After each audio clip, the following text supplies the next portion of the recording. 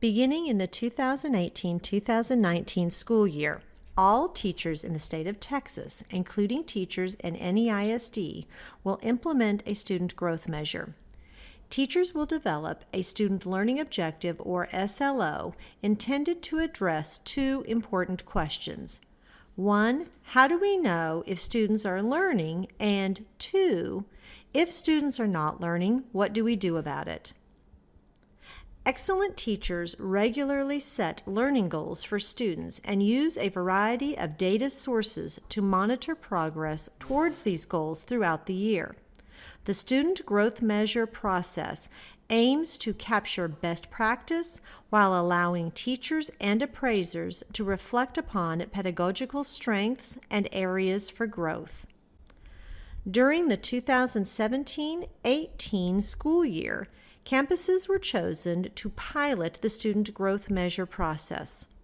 The teachers participating in the pilot were committed to making the pilot study a success and devoted many hours to learning how to streamline the student learning objective, or SLO, process. During the summer months, a total of 14 three-hour sessions were offered to introduce student growth measure and student learning objectives to teachers and administrators. An important takeaway from the pilot study and summer sessions is the understanding that SLOs are intended to enhance the best practices utilized by teachers at each campus. Teachers are encouraged to use the resources and assessments currently in place.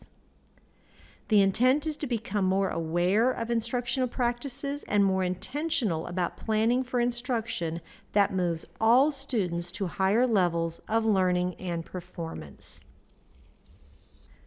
Student learning objectives, or SLOs, support educators as they make responsive instructional decisions throughout the year, addressing academic standards that are critical to student learning and meet the unique needs of all students and teachers. The student learning objective is clear, concise, and easily understood by all members of the instructional team. The student learning objectives should enhance and be incorporated into existing methods for measuring student learning. Elementary teachers will consider their whole class when creating a student learning objective.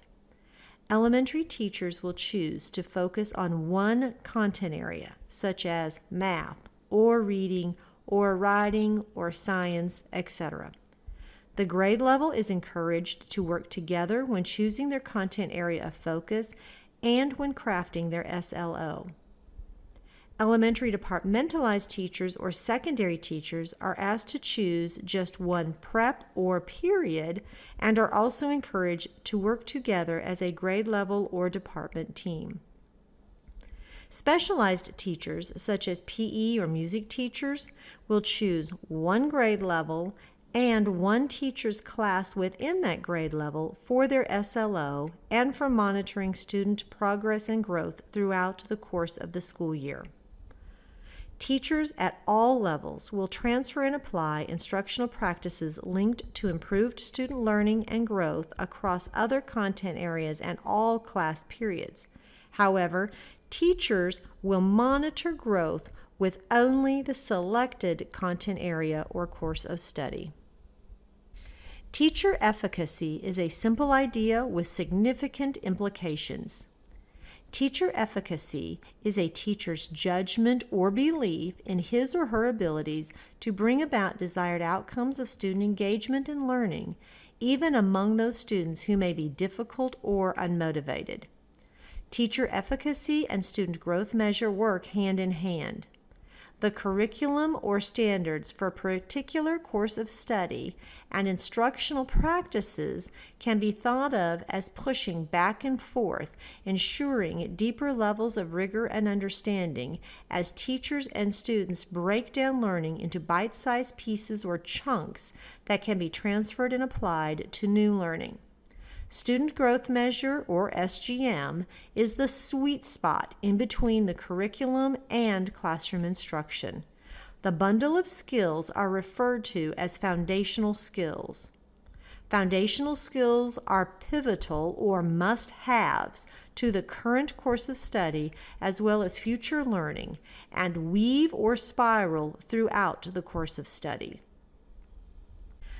The Texas Teacher Evaluation and Support System, known as T-TESS, was created by an educator steering committee comprised of teachers, principals, and representatives from higher education and educator organizations with a goal to support teachers in Texas with ongoing feedback and development to continually improve teacher practice. T-TESS is comprised of 3 measures of teacher effectiveness. The 3 measures are classroom observation, goal setting, and professional development and student growth.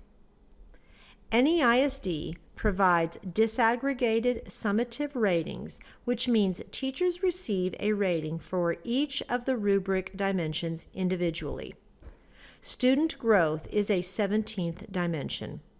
School districts have flexibility and may choose different approaches when determining measurable student growth. NEISD has chosen to use the Student Learning Objective, or SLO, model, partnered with the use of pre- and post-tests and portfolios as a means for setting student growth goals and for gathering evidence of student growth. Student growth and teacher instructional practices are inseparable. The SLO process provides educational opportunities for all learners. Tim Regal, Director of Instructional Leadership at TEA, discusses SLOs and why the state decided this model would support student growth and aligns with underlying philosophy of T-TESS. Following the video, please discuss the following. How does student growth fit within T-TESS? And what are SLOs? Student growth fits within T-TESS really in 3 different ways. And if we remember that T-TESS is a process that's really developed to foster growth and development of teachers, then these 3 component parts really sort of make sense as evidence bases for that growth and development. The first one is your own self-assessment of your practice. Obviously, teachers are with themselves every day, and they have a great feel for what is working and what's not working in their class. And so that's a great source of growth and development for the T-TESS process.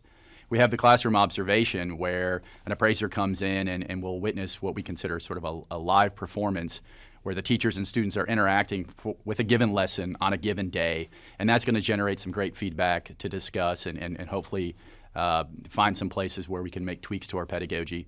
But then we have the student growth process that is really about how students respond to my practice over a larger period of time, whether it's a semester course or a year-long course.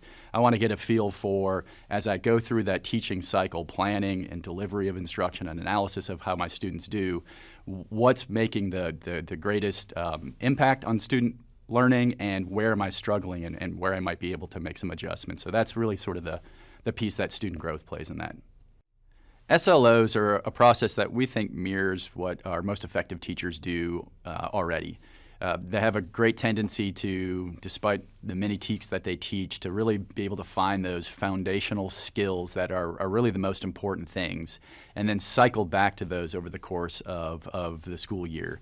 They're also really effective at getting to know their students at the beginning of the year, not just who their students are and what they bring into the class, but where are they with the skills in question so that they can really tailor their instruction to meet student needs over the course of the year. And then once they know their students, they're really great about identifying where those students should be at the end of the year if their instruction is effective for those students. And then it's just a process of, as the year progresses, monitoring and adjusting the impact of their instruction. And so I've been doing things a certain way with these students. I'm seeing how they're growing and how they're progressing towards that goal. Who's it working for? Who's it not working for? And what adjustments can I make to my practice so that I can get all students to that end target? The reason we think the SLO process fits the T-TESS process so well is because it really sort of mirrors the T-TESS philosophy.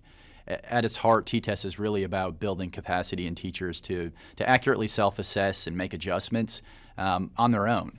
And when we think about the SLO process, it really does, despite really supporting teachers interacting with teacher teams and their appraisers and other campus leaders, it does ask teachers to also go through this process where they're really reflecting on how they plan, how they instruct, how they assess, how they analyze and how they adjust. And we think that that's a student growth process that really mirrors the teaching process so well that it does further, like we said, those T-test goals of accurate self-assessment and adjustment. For a teacher, the SLO process would be successful really if it just led to improved practice. If the process really does invite more reflection, self-assessment, and evidence-based adjustment, then hopefully that will lead to improved practice for teachers. For an administrator, the SLO process would be successful if it leads to improved teacher performance and student learning. And the way that's really going to happen is within the instructional leadership portion of an administrator's responsibilities. If we think about a teacher's goal with students, and that really is to maximize the potential of all of their students, it's a very similar goal that we have as instructional leaders with our teachers, which is to maximize the potential of all of our teachers. We think that engaging in the SLO process will really let administrators get to know their teachers, their strengths, their struggles, their processes in a way that will allow them to be an effective coach for those teachers and really be able to differentiate their coaching approach for all of their teachers.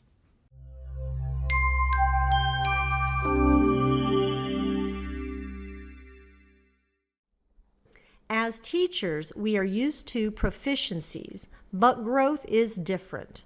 Growth takes into consideration a student's entry skill level when measuring how much the student grew over time. It considers equally students who enter behind grade level, on grade level, and beyond grade level, while tailoring growth expectations to each student's unique context. It is possible for students to show evidence of growth while failing to meet proficiency measures. We want to be prepared to tell our story of instruction and be prepared to show evidence of student growth over time. SLOs have been associated with improved student outcomes on standardized assessments. Teachers crafting SLOs report improved understanding of how to use data to determine student needs and how to measure progress toward goals. SLOs encourage collaboration among teaching peers as well as between teachers and their appraisers. SLOs encourage the adoption of long-term vision for student learning and contribute to a more meaningful discussion about vertical planning. The 60 by 30 Texas Plan details how, by the year 2030, 12 years from now, at least 60% of young Texans, aged 25 to 34, will have a certificate or degree following high school graduation. Student growth and SLOs align with the student achievement score all districts will receive as part of their A through F report card. All student groups, approaches, meets, and masters will be added together and averaged. A school district must have an average greater than 60% to receive a letter grade A for student achievement.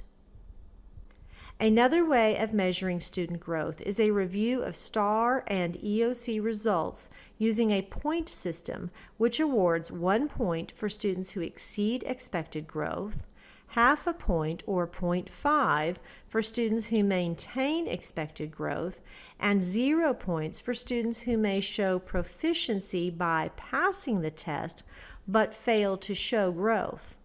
This can be referred to as passing backwards. Teachers may want to review their campus data and see how many students received 1 point, half or 0.5 points, or 0 points. On Curriculum Day, Wednesday, August 22nd, teachers will be introduced to Student Growth Measure and the 3 phases of student learning objectives. Phase 1 guides teachers as they create a student learning objective. The focus is on purposeful planning for instruction. At the beginning of the school year, teachers work with each other, their appraisers, and other support staff to identify foundational skills as the first step in drafting their SLO and creating an instructional plan. Teachers are encouraged to work with their grade level teams and/or content department teams when determining the focus for the SLO. The goal is to identify a foundational skill or must-have for all students in the class.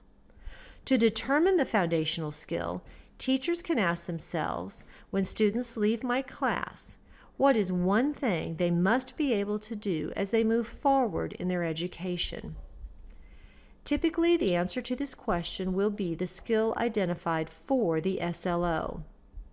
Another way of thinking about this is for the teacher to ask himself or herself, what is one key learning that I will teach my students throughout the course of study? What is one important content or curriculum learning target that is threaded or spiraled throughout the work we will do this year as we study the content?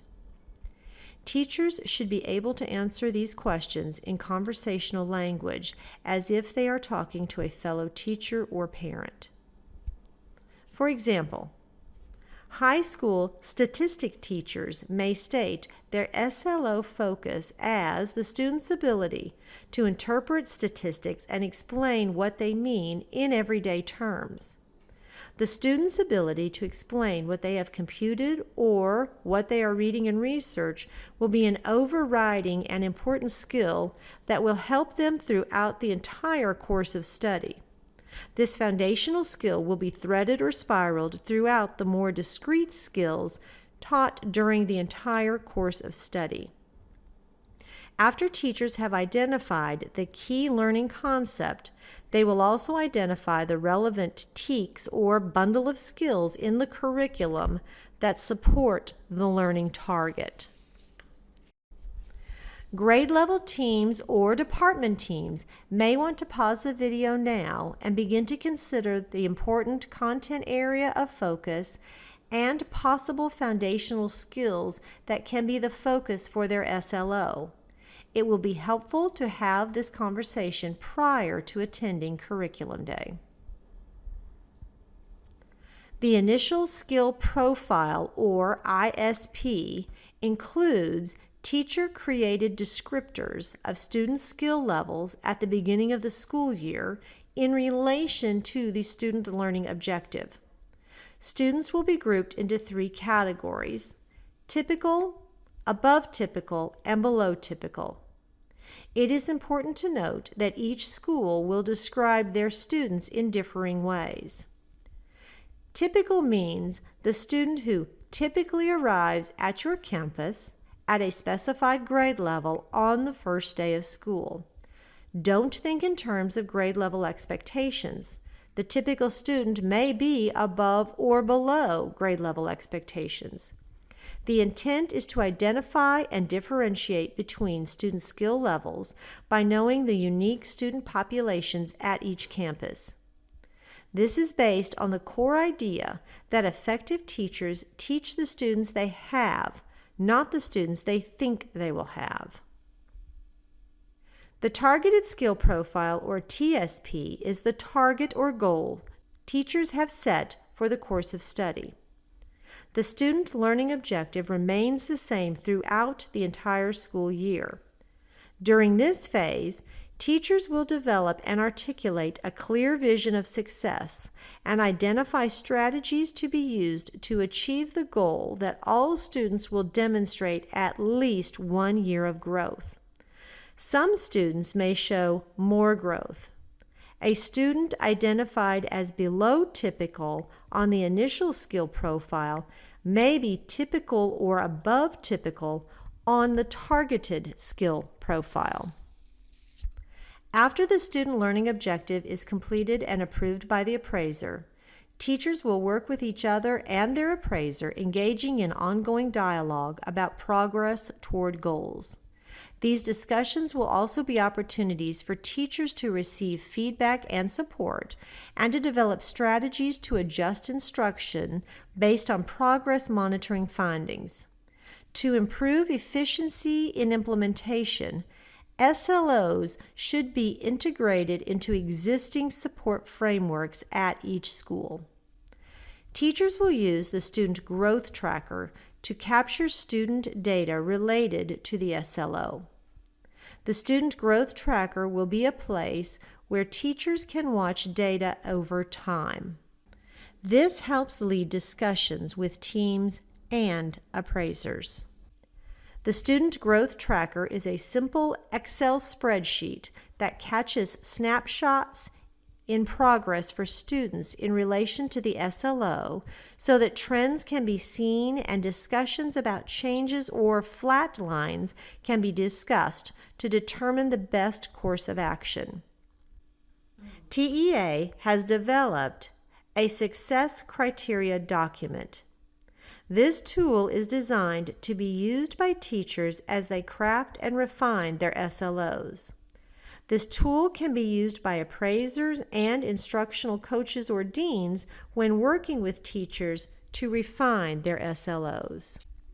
The last phase takes place at the end of the course and includes a conversation between the teacher and his or her appraiser regarding the quality of the SLO, the level of expectations for student growth, teacher effectiveness at monitoring student progress and adjusting instruction, and how well students did in meeting or exceeding growth targets. The conversation is designed to help teachers and appraisers reflect on student progress and teacher practice in order to plan for refinement of instruction for the following year. The SLO structure invites each of us to hold up a mirror to our own practices. The teacher professional goal and student growth measure goal invite honest assessment, sincere reflection, and commitment to adjustment for teacher and student growth. It is the hope of the Texas Education Agency that districts and schools will adapt student growth measure to fit within existing structures and best practices for measuring student learning. For those wishing to learn more, you can view various resources provided by TEA by visiting texasslo.org.